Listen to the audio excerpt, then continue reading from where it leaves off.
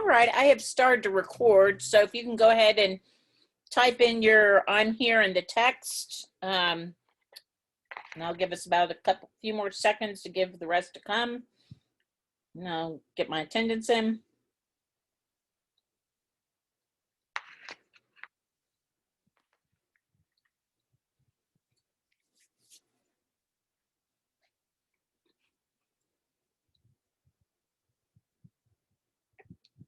Yeah, we want to see your puppy. Hold on, let me get it where you can share your screen. Oh wait, are we already able to share? Oh, there. Oh, is he new? No, that's the one you already had, right? Bring him back. I want to see him again.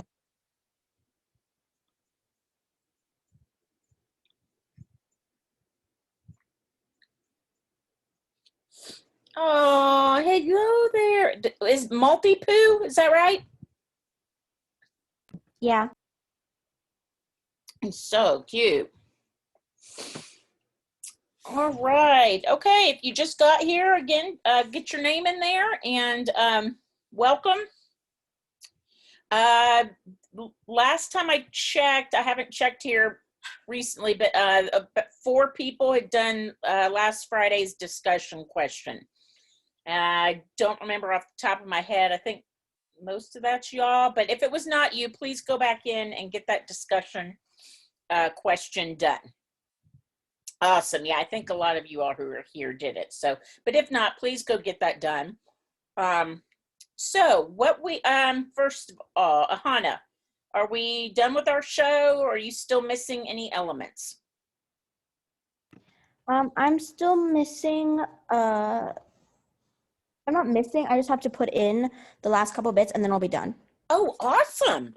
Wonderful, wonderful. All right. Well, we'll look forward to that. And then what we're going to do today is you're going to get your next assignment that's going to allow everyone to kind of have a piece of participation in our show and to use your little microphone light kits at home and practice interviewing skills. And interviewing skills, you know, last week and so we've been talking about the art of listening and listening careful and being engaged with people. So that, again, is the biggest part of being a good interviewer, is simply listening. But there are some more to it. So can you see this slide share now that I switch screens? Is that showing up?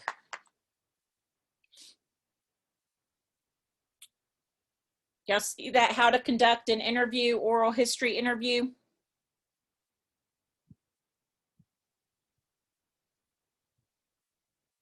Anyone? Can I get a yes or a no?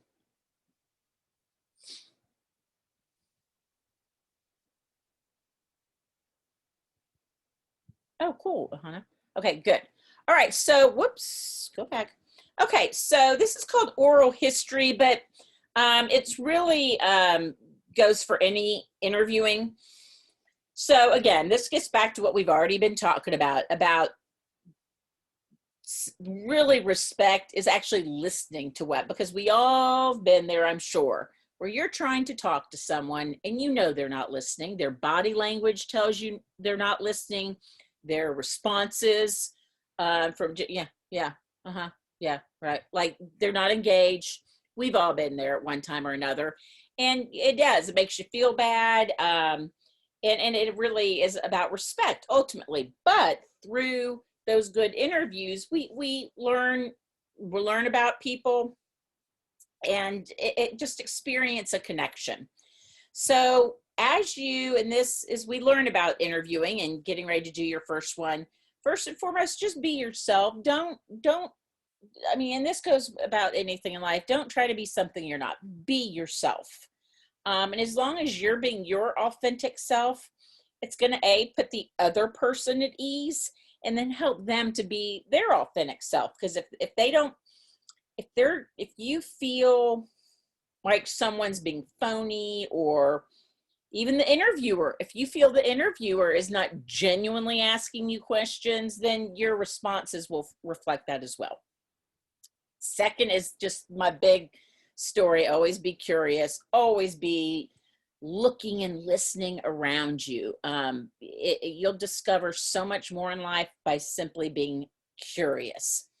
And then I think all seen this here in the last several years, just everything around us in our world, that, you know, words really do have power. You know, you've probably heard the saying, is it sticks and stones may break my bones, but words never hurt me. I dare to differ with that. You know, sticks and stones can hurt and leave bruises. You also can see it coming. You know, someone throws a rock at you, you see it coming, you can try to duck, but words can just be shot out of someone's mouth and you don't see them coming, and words can really hurt and they can have a lasting impact. So that's why we want to be very, very careful with the words we use when we talk to people. So preparing for your interview.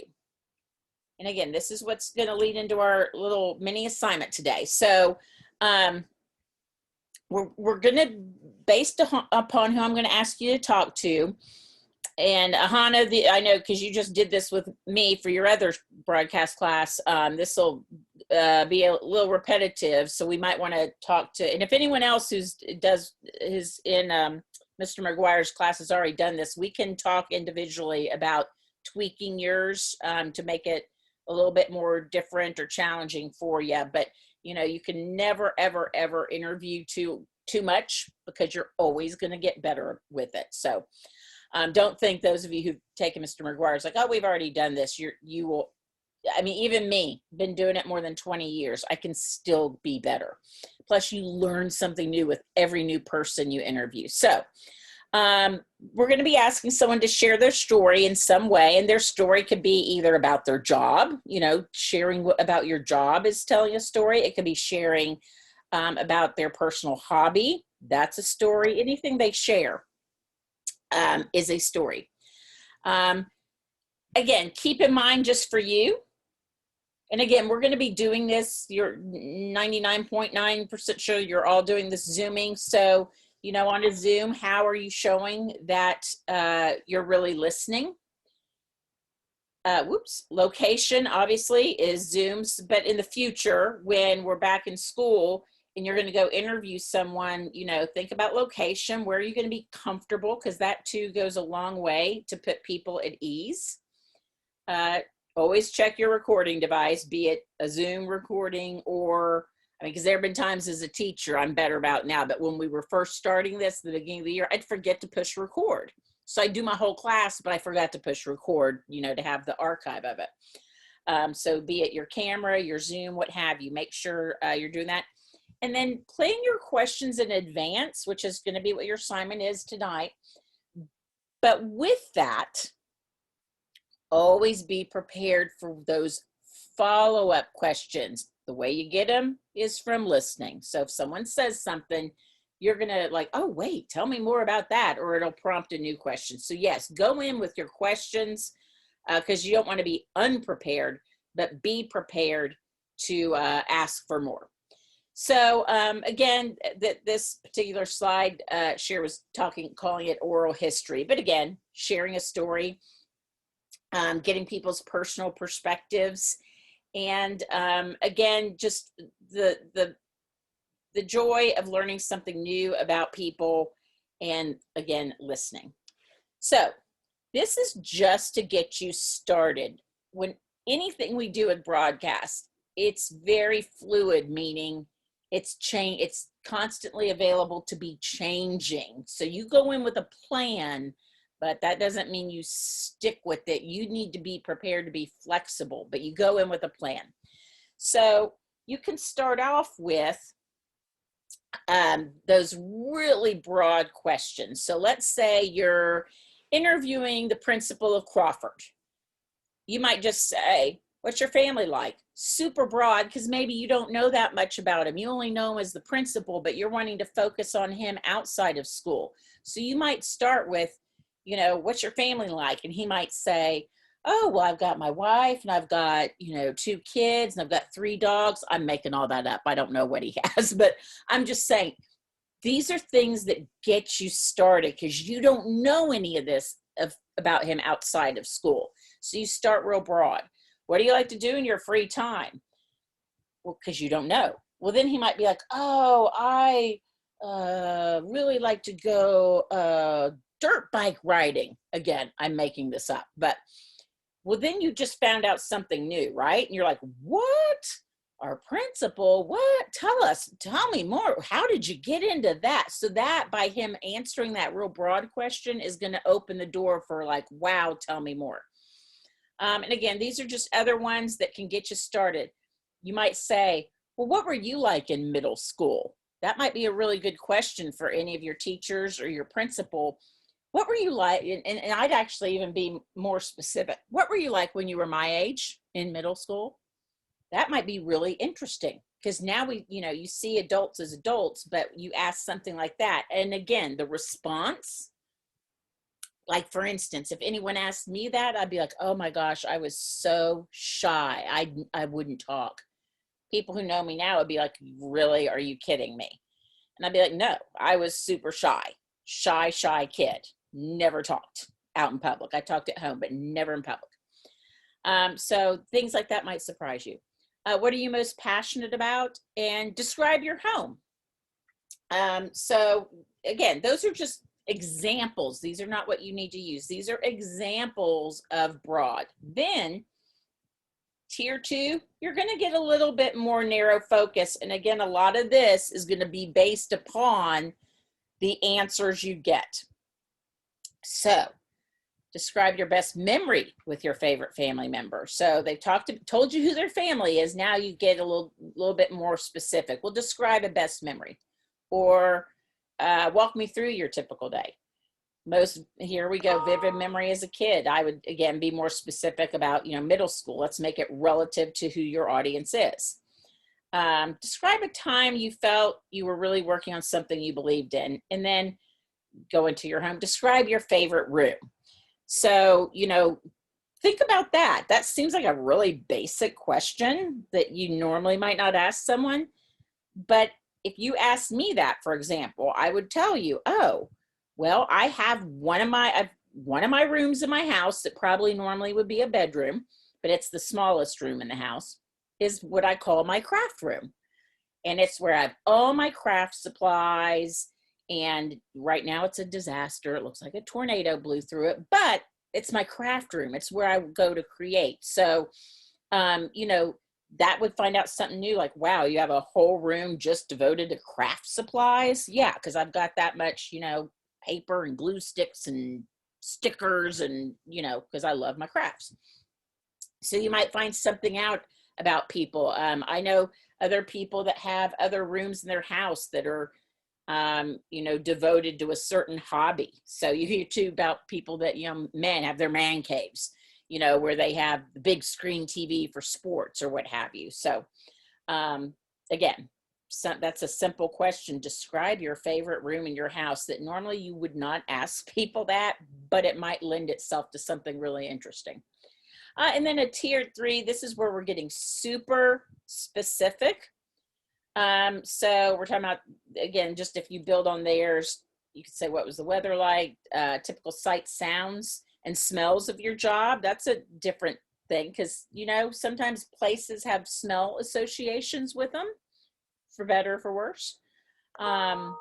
Then what color fabrics in your favorite room? So like me, I could talk about right now, like how absolutely that my room is so messy right now. Windstream finally came today and gave me faster internet. So hopefully I'm not lagging anymore, but that might be an example. That's where I have my internet hooked up. And I was a little embarrassed because that room is such a mess. It's so tiny that literally I made a little, like you can't even see my floor because I've got boxes of paper and all my stuff in there. So I made a little path from the door to the desk so he could work. So like if I described it, you would get a visual image based upon my answer of what that room looks like. And then just, again, just feelings, anytime you say describe feelings. So starting sentences with describe is a really good way to get people talking. Describe, or, explain, but describe is really good, because I like that word a lot, because you're going to get people that are going to give you literally a verbal description that then sets a visual description. So think about, too, those of you who like to read, a really well-written book. It's words, but it paints a picture in your mind. As you're reading the book, you imagine what something's going to look like. So this is what I want you to do. And again, this is going to lead into, because I was looking at our thing, we're kind of running out of time before I have to say bye to y'all and turn you over to Mr. Marshall, the fire instructor, who you're going to love. But oh, and good news, those of you who are, I say underclassmen, but not 8th graders, but who will stay at Crawford. I just got an email today that it's looking like talks are in the works to continue this, what we're doing right now, but I think maybe even focus it just on individual, like you could just take my class instead of dividing it up. So I said, yes, I'm on board. I want to come back to Crawford because I'm really enjoying this with you all. So just a heads up to keep a listen out if they're going to add that you could sign up. And then my 8th graders, I hope you, if you like it and can fit in your schedule, come on over to Eastside. But for tomorrow, we're going to all do this. I want everyone to do this. I want you to think of who you want to interview. You don't have to ask them yet, okay? This is part of the preparation process, but I want you to think of someone at your school. So a teacher, the principal, or do you all have assistant principals at Crawford, or do you just have the one principal? I believe we do have an assistant principal. Okay.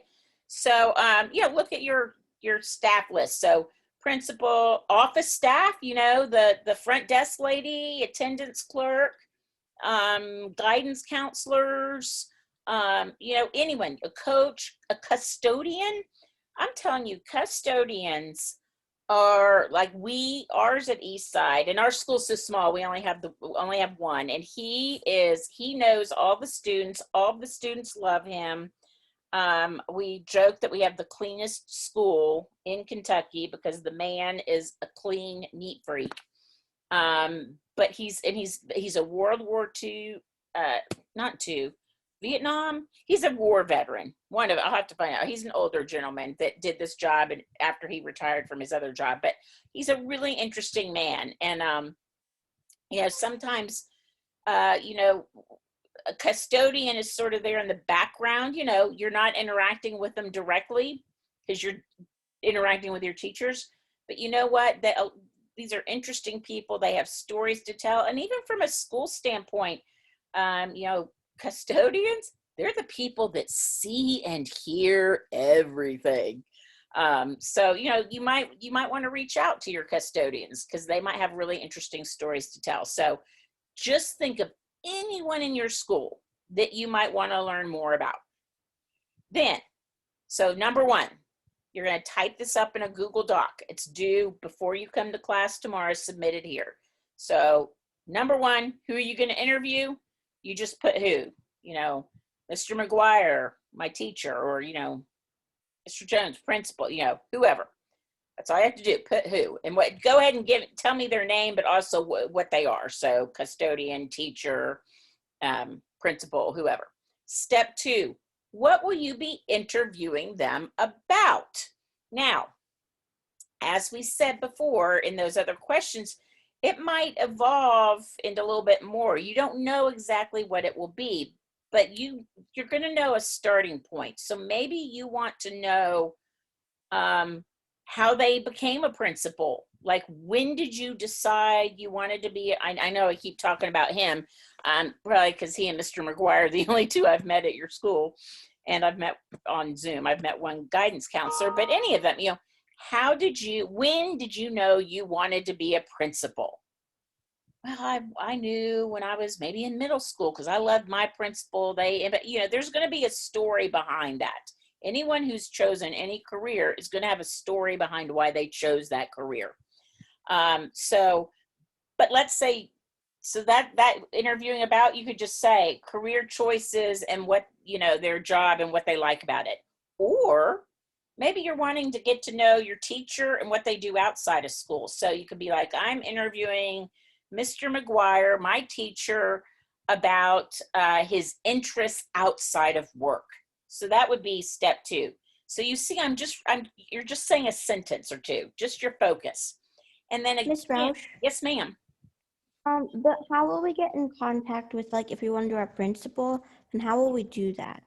Well, I'll talk to you about that tomorrow. We'll probably do email. And then I'm going to help y'all because I feel like some people aren't, well, I do know principals and administrators get tons of emails. So we might need some of them. The administrators who get flooded with emails, we might need to follow up with phone calls, but I will help you all with that, but most likely email. But we'll work on that tomorrow. So good question, but we'll fine tune that tomorrow. Okay. And then number 3, 7, I want you to come up with 7 questions. So again, let's say you're interviewing Mr. McGuire. So let's say you just want to go with, how they became a teacher. So first one, when did you know you wanted to be a teacher?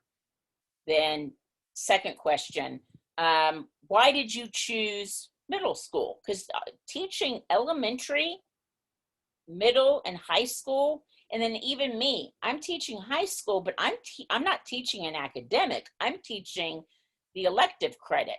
So, even within that, there are choices to make about what age group and what content. So just come up with those 7 questions based upon the first 3. So right now, don't worry about reaching anyone. And if they say yes or no, you're literally just thinking, who do I want to interview at my school? What will I interview them about? And then just come up with 7 questions, because this is going to be good practice for it kind of is part of the foundation of everything we do. So I want you to do that, type it up, submit it here, and then tomorrow we're going to go from there and get into the next step, which would be reaching out and getting the interviews done. Okay, so any questions about tonight's assignment?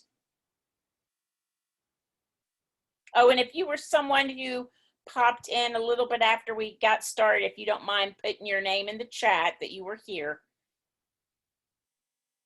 Any questions from anyone?